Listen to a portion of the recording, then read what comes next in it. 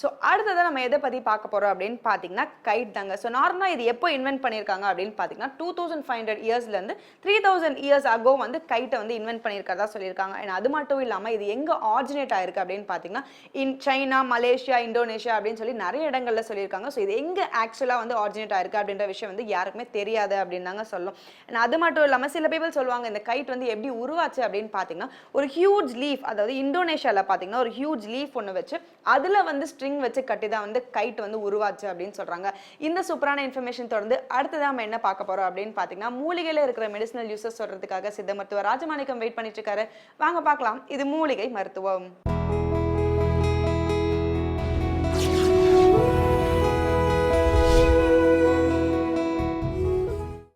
உலகெங்கும் உள்ள வேந்தர் டிவி நேயர்களுக்கு காலை வணக்கம். நம்ம இன்னைக்கு பார்க்க போகிற மூலிகை மருத்துவம் வந்து பெண்களுக்கான நீர்க்கட்டியை வந்து சரி செய்கிற மருந்து. நீர்க்கட்டி வந்து இன்றைக்கி நிறைய பெண்களுக்கு இருக்குது, 100க்கு 90 பேருக்கு இருக்குது. இதுக்கு காரணம் நம்ம பாரம்பரியமான உடைகளை அவங்க அணியறதில்லை, அந்த கதர் ஆடைகளை அணியறதில்லை. அதனால் உடலில் வந்து மாற்றங்கள் நிறையா வந்துருச்சு. முந்தி யாருக்குமே நீர்க்கட்டி இருக்காது, இன்றைக்கி பார்த்திங்கன்னா நீர்க்கட்டி இல்லாதவங்களே இல்லை, அந்த அளவுக்கு போயிடுச்சு. ஏன்னா உணவு பழக்கங்கள் சரியில்லை. உணவில் வந்து இன்றைக்கி அரிசியில் வந்து நிறைய மருந்துகள் அடிக்கிறாங்க, நிறைய உரம் போடுறாங்க. அதெல்லாம் மறைமுகமாக வந்து நமக்கு நோயாக மாறுது. இதெல்லாம் வந்து நம்ம முன்னோர்கள் இதெல்லாம் தெரிஞ்சு தான் கண்டதை போட்டு காட்டை கெடுத்துறாதரான்னுவாங்க. எப்படி கண்டதை போட்டுனா, கண்டதுன்னா உரம் மருந்து இதெல்லாம் நம்ம நிலத்தில் போட்டாலே நிலம் கெட்டு போயிடும். முந்தியெல்லாம் பார்த்தீங்கன்னா அந்த நிலத்துக்குள்ளே போகணும்னா செருப்பை கலட்டி வச்சுட்டு தொட்டுக்கு முட்டு போவோம். ஏன்னா அது நமக்கு வந்து சாப்பாடு கொடுக்குற அந்த நிலம், அந்த நிலத்துக்கு மரியாதை கொடுத்து உள்ளே போகணும். இன்றைக்கி செருப்பு போடாமல் போனீங்கன்னா காலில் அந்த புத்துநோயான தோல் கேன்சர் வந்துடும். ஏன்னா அவ்வளவு மருந்து அடித்து வச்சுருக்காங்க நிலத்தில். அப்போது இனி நிலத்துக்குள்ளே போகணும்னா செருப்பு போட்டு தான் போகணும். செருப்பு போடாமல் போனீங்கன்னா கால் வழியாக வந்து அந்த புத்துநோய் வர்றதுக்கு நிறைய வாய்ப்பு இருக்குது. அந்த அளவுக்கு மருந்து அடித்து வச்சுருக்காங்க. நிலமே கெட்டு போகிற அளவுக்கு மருந்து அடிச்சிருக்காங்க. அப்போது வந்து நம்ம நிலத்துக்குள்ளே செருப்பு போடாமல் போகவே முடியாது. அப்போது அதெல்லாம் வந்து இன்றைக்கி சாதாரணமாக பெண்கள் அங்கே வேலைக்கு போகிற பெண்களுக்கு அந்த வெயிலினுடைய தாக்கத்தால் அனலாக பறந்து அது போய் கருப்பையில் போய் அந்த நீர்க்கட்டியாக வந்துடுது. இன்றைக்கி சாப்பிட்ற உணவுகள் எல்லாமே நீர்க்கட்டியை வந்து உண்டாக்கிட்டே இருக்குது. அது மறைமுகமாக வந்துக்கிட்டு இருக்குது. இன்றைக்கி பெண்களுக்கு வந்து நீர்க்கட்டி நிறைய சிக்கலால் வருது. இன்றைக்கி பாரம்பரியமான உடைகள் அணியிறதே கிடையாது. பாவாடை தாவணி அணிஞ்சாங்கன்னா அந்த நீர்க்கட்டியே வராது. இருந்தாலும் இன்றைக்கி வந்து அவங்கள வந்து நம்ம சொல்ல முடியாது. அதனால் அவங்களுக்கு விருப்பப்பட்ட ஆடைகளை அணிஞ்சிக்கிறாங்க. அதனால் தவறும் கிடையாது. தவிர்க்க முடியாத காரணத்தால் அதெல்லாம் வருது. இப்போ வந்து இது வந்து மூங்கில் இலை. சாதாரணமாக பார்த்திங்கன்னா உங்களுக்கு நிறைய வீட்டுங்களில் அழகுக்கு மூங்கில் வச்சுருக்காங்க. அதுலேருந்து மூங்கில் எடுத்துக்கிறலாம். இந்த மூங்கில் வந்து பெண்களுக்கு கர்ப்பப்பையை வந்து சுத்தம் செய்யும். கர்ப்பப்பையில் இருக்கிற கட்டிகளை நீர்க்கட்டியெல்லாம் கரைக்க ஆரம்பிச்சிடும். இந்த மூங்கிலை வந்து கர்ப்பமாக இருக்கிறவங்க பயன்படுத்தவே கூடாது.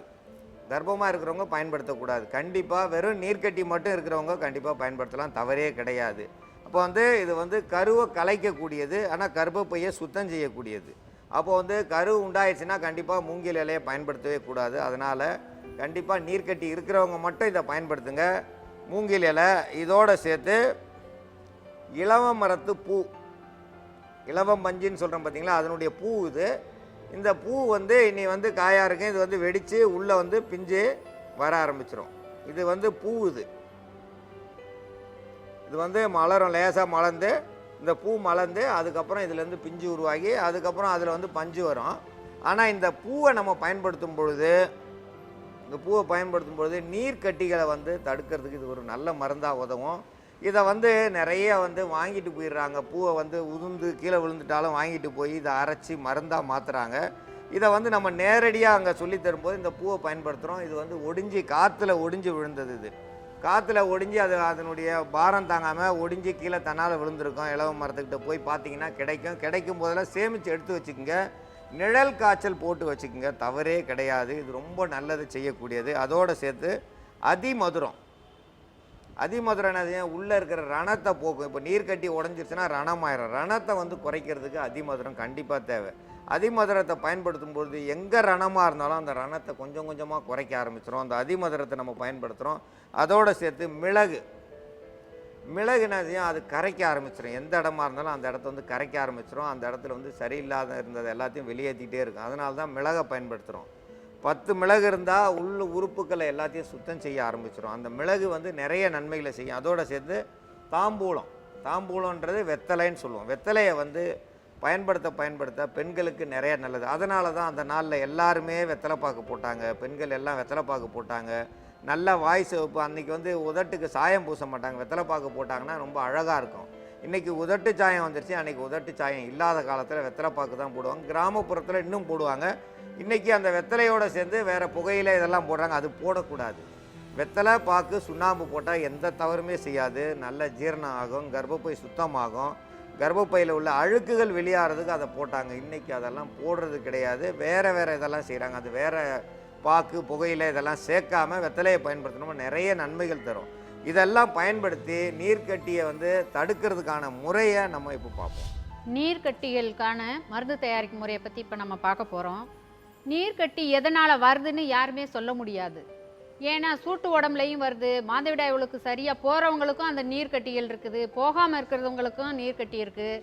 இப்போ மாதவிடாய் ஆன பின்னாடி தான் அந்த நீர்க்கட்டி கருப்பையை வந்து நம்ம அதை செக் பண்ணி பார்க்குறப்போ வந்து நீர்க்கட்டிகளா அல்லது இரத்த கட்டியா அல்லது வந்து வேறு புற்றுநோய் கட்டியா என்னன்றதெல்லாம் பார்க்குறதுக்கு படம் பிடிச்சி டாக்டரனுடைய ஆலோசனையை பார்த்துட்டு அதுக்கு பிறகு தான் நம்ம நீர் கட்டி அப்படின்னு இது சாதாரண கட்டியா எளிதில் உடைச்சிட முடியுமா அல்லது நார் கட்டியா அப்படின்றத வந்து நம்ம தெரிஞ்சுக்கிட்டு அதுக்கு ஏற்ற மாதிரி நீர் கட்டியா இருக்குது அப்படின்னாக்கா அது உணவுகள் மூலியமாகவும் அவங்க போடுற உடை இந்த மாதிரி இருக்கிறதுனால தான் வந்து அவங்களுக்கு இந்த நீர்க்கட்டிகள் உருவாகிறதுக்கு காரணம். இன்னும் ஒரு காரணம் வந்து இப்போ இருக்கிற பெண்கள் உடைகள் வந்து இறுக்கமாக போடுறாங்க. மாதவிடாய் காலத்தில் வந்து என்ன மாதிரியெல்லாம் நம்ம பயன்படுத்தினாங்க, நம்ம பாட்டி அம்மா அவங்கெல்லாம் பயன்படுத்தின முறைகளை வந்து அந்த மாதவிடாய் காலத்தில் உடம்பை சுத்தமாக வச்சுக்கிறணும், என்னென்ன துணிகளை பயன்படுத்தியிருக்கிறாங்க, பஞ்சு வச்சு பயன்படுத்துகிறாங்கன்னா அது அதிக சூடு தரக்கூடிய அந்த மாதிரி இருக்கிறதெல்லாம் பயன்படுத்துகிறப்போ மணிக்கணக்கில் வந்து ஒரு நாள் முழுக்க வச்சு அந்த இரத்தப்போக்கு இதெல்லாம் போகிறத கட்டுப்படுத்துறதுக்கு அதை சுத்தமாக வச்சுக்கிறதுக்கு மணிக்கணக்கில் நாள் கணக்கில் ஒரு நாள் இரவு வச்சு அந்த பஞ்சு இதெல்லாம் வந்து மறுநாள் வரைக்கும் வச்சுருக்குறாங்க. அந்த மாதிரி ஒரே சூடாக வச்சுக்கிட்டு இருந்தாங்கனாலும் உள்ளுக்க புண்ணுகள் வர்றதுக்கும் நீர்க்கட்டிகள் வர்றதுக்கும் அந்த இரத்தப்போக்கு வெளியே போயும் போகாமல் நீர்க்கட்டி இல்லாமல் இரத்தக்கட்டியாக மாறுறதுக்கும் வாய்ப்புகள் இருக்குது. அதனால் நீர்க்கட்டிகள் இருக்கிறத எளிதில் வந்து உடைச்சி எடுக்கக்கூடிய மருந்து தயாரிக்கும் முறையை பற்றி இப்போ நாம் பார்க்க போகிறோம்.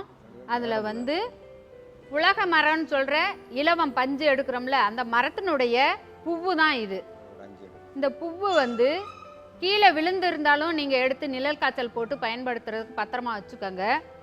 5 பூ இப்போ எடுக்கிறோம். அந்த உலகம் பஞ்சினுடைய பூவு 5 பூவு.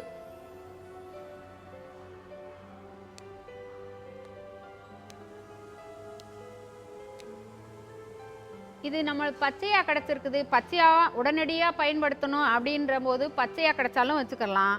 இது வந்து அந்தந்த காலத்தில் கிடைக்கலாட்டி இதை எடுத்து நல்ல நிழல் காய்ச்சல் காய போட்டு பொடி பண்ணி பத்திரமா வச்சுக்கிறலாம். அளவு முறைகள் வந்து தகுந்த மாதிரி நீங்கள் வந்து பயன்படுத்திக்கிறணும். உலகம் பூவு ஒரு 5,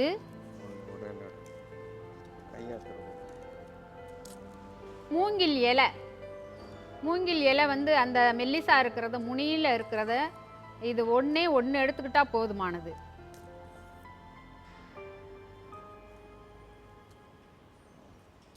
இது முத்துனதை எடுத்தீங்கன்னா கையில் இழுத்தீங்கன்னாக்கா அறுத்து ரத்தம் வந்துடும், புண்ணாயிரும். மெல்லிசா இருக்கிறதுனா அப்படி பண்ணிக்கிறலாம். மெல்லிஸ் இல்லாமல் இருந்தாலும் ஒரே ஒரு இலை எடுத்து நல்லா உரலில் போட்டு இதை கூட சேர்த்து இடிச்சிடணும். கட் பண்ணிடுங்க. நீங்கள் அருவாள் வச்சு கூட கத்தி வச்சு கூட கட் பண்ணிக்கலாம். அதனால் ஒன்றும் தப்பே இல்லை. ஒரே ஒரு இலை சேர்த்துக்கிறணும், மூங்கில் இலை. அது கூட சேர்ந்து வெற்றிலை வந்து பெருசாக இருந்தால் 1 போட்டுக்கிறணும், சிறுசாக இருந்தாக்கா ஒரு 3 வெற்றிலை வந்து நடுநரம்பு நீக்கிட்டு கூட சேர்த்து இடிச்சிடணும்.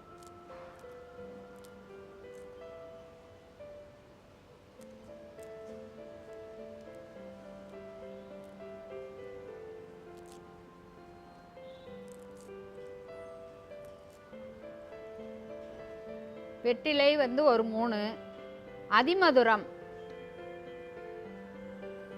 அதிமதுரம் ஒரு பாக்கு அளவு எடுத்துக்கிட்டா போதுமானது. மிளகு வந்து ஒரு 7 மிளகு போதுமானது.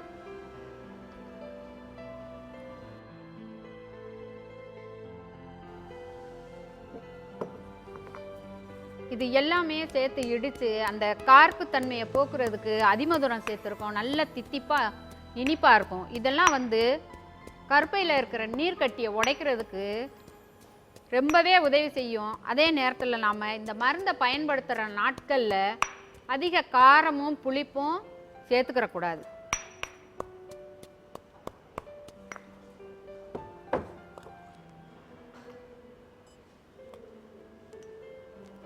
பனை வெல்லம் வந்து இந்த கார்ப்புத்தன்மை இதெல்லாம் சேர்ந்து இடிக்கிறப்போ ஒரு நரநரப்பு, ஒரு கார்ப்புத்தன்மை இருக்கும். இதெல்லாம் போக்குறதுக்கு கடைசியில் பனை வெல்லத்தை கூட சேர்த்துடிச்சு நல்லா ஒரு சின்ன நெல்லிக்காய் அளவு வந்து காலையில் வெறும் வயிறாக இருக்கிறப்போ சாப்பிட்டுட்டு வரணும்.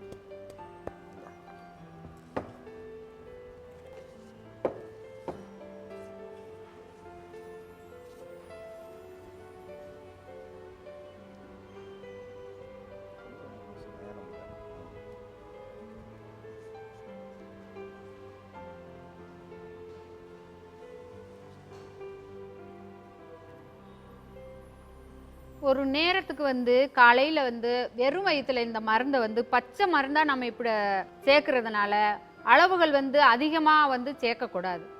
ஒரு சின்ன நெல்லிக்காய் அளவு இருந்தாலே போதுமானது. காலையில் வெறும் வயிற்றுல சாப்பிடணும். மதியத்தில் அதே மாதிரி உணவு சாப்பிட்றதுக்கு முன்னாடி ஒரு வேளை, அதே மாதிரி சாயந்தர வேளையில் 6 மணிக்கு சாப்பிட்டிங்கனாக்கா வெறும் வயிறாக இருக்கிறப்போ சாப்பிட்டுட்டு 7 மணிக்கு உணவு சாப்பிட்டுக்கிறணும். 1 மணி நேரம் கேப்பு இருந்ததுனாக்கா அந்த மாதவிடாய் வரவே வராது நீர் கட்டி இருக்கிறவங்களுக்கு. ஏன்னாக்கா அந்த கட்டியெல்லாம் போய் நீராகத்தான் மாறிக்கிட்டு இருக்குமே தவிர ரத்தம் தேவையில்லாத ரத்தப்போக்கை வந்து உடம்புல வந்து ஊற விடாது. அப்படி இருக்கிறவங்க வந்து மாதவிடாய் சரியாக வராது. கல்யாணமான பொம்பளைங்களாக இருந்தாங்கனாக்கா அவங்களுக்கு கருத்தரிக்கிறதுக்கு வாய்ப்பே இல்லை. அப்படி ஒரு சிலர் வந்து 1000ல் ஒருத்தர், லட்சத்தில் ஒருத்தருக்கு தான் வந்து சின்ன நீர் கட்டியாக இருந்ததுனாக்கா அந்த இதில் இருந்து மீறி அவங்க கருத்தரித்து குழந்தை பெற்றுருக்குறாங்க. அப்படி வந்து அதிக பேருக்கு வாய்ப்பு இல்லை. இந்த நீர்க்கட்டி உடஞ்சதுனா தான் சரியான மாதவிடாய் உங்களுக்கு குழந்தை பெற்றுக்கிற தன்மை இதெல்லாம் வரும். நீர்க்கட்டி இருக்குது அப்படின்றது உங்களுக்கு கரெக்டாக தெரிஞ்சதுனாக்கா அந்த ஒரு வாரத்துக்கு நீங்கள் இந்த மாதிரி இந்த மருந்து எடுத்துக்கிட்டு அந்த நாட்களில் புளிச்ச உணவுகள், மோர் இந்த மாதிரி சாப்பிடாம தக்காளி சாதம், புளிச்சாதம், மாமிச உணவுகள் இதெல்லாம் தவிர்த்துட்டு இந்த மருந்தை சாப்பிட்டுட்டு வந்தாங்கன்னா அந்த நீர்க்கட்டி ஒரு வாரம் நீங்கள் சாப்பிட்டா போதும். சாப்பிட்டுட்டு அதுக்கப்புறம் ஒரு 3 மாதத்துக்கு வரைக்கும் விட்டுட்டு அதுக்கப்புறம் போய் நீங்கள் படம் பிடிச்சி பார்த்தீங்கன்னாக்கா உங்களுக்கு இருக்கிற நீர்க்கட்டியே இல்லாமல் உடஞ்சிருக்கும் அல்லது குறைஞ்சிருக்கும். அதுக்கப்புறம் நீங்கள் படம் பிடிச்சி பார்த்துட்டு அதுக்கு ஏற்ற மாதிரி 1 மாதம் விட்டு 1 மாதம் விட்டு அப்படி 3 மாதத்துக்கு வந்து நீங்கள் சாப்பிட்டுட்டிங்கன்னா அந்த மாதவிடாய் உங்களுக்கு சரியாமல் வராமல் இருந்தாலும் மாதவிடாய் உங்களுக்கு வந்துடும். நீர்க்கட்டியெல்லாம் உடஞ்சிரும். பெருசாக இருந்தாலும் அந்த தன்மையை வந்து குறைச்சிரும். 3 மாதம் நீங்கள் எடுத்துக்கிட்டீங்க அப்படின்ற போது தொடர்ந்து நீங்கள் எடுக்க வேண்டாம். ஒரு மாதத்தில் வந்து ஒரு 7 நாட்கள், அப்புறம் அந்த ஒரு மாதம் முடிஞ்சு போன உடனே அதுக்கடுத்து ஒரு 7 நாட்கள், இப்படியே நீங்கள் மாதத்தில் ஒரு 7 நாளுக்கு எடுத்துட்டு அதுக்கப்புறம் படம் பிடிச்சி பார்க்க போகும்போது நிறைய மாற்றங்கள் வந்திருக்கும். கருப்பையில் உள்ள கட்டிகளே இல்லாமல் உடஞ்சி போய் சுத்தமாயிரும். அதுக்கப்புறம் குழந்தை பெற்றுக்கிறதுக்கு சீக்கிரமாக வாய்ப்புகள் கிடைக்கும். இந்த நீர்க்கட்டிக்கான மருந்து இதில் வந்து இலவம் பூ வந்து 5 பூ சேர்த்துருக்கோம், 3 சின்ன வெத்தலை சேர்த்துருக்கோம், ஒரே ஒரு மூங்கில் இலை சேர்த்துருக்கோம், ஒரு பாக்களவுக்கு அதிமதுரம் சேர்த்துருக்கோம், 7 மிளகு சேர்த்துருக்கோம். இதோடு சேர்த்து பனை வெல்லம் ஒரு 50 கிராம் சேர்த்துருக்கோம். இது எல்லாத்தையும் ஒன்றா இடித்து நல்லா பச்சை மருந்தாக இதை காய்ச்ச வேணாம், எதுவும் செய்ய வேணாம், இதை இடித்து வச்சுட்டு காலையில், மத்தியானம், இரவு இது 3 வேளையும் சாப்பிட்டு வந்தாங்கன்னா அந்த நீர்க்கட்டி கண்டிப்பாக கரையும். இந்த மருந்தை பயன்படுத்தி பயன்பெற வேண்டும் என்று கேட்டுக்கொள்கிறேன்.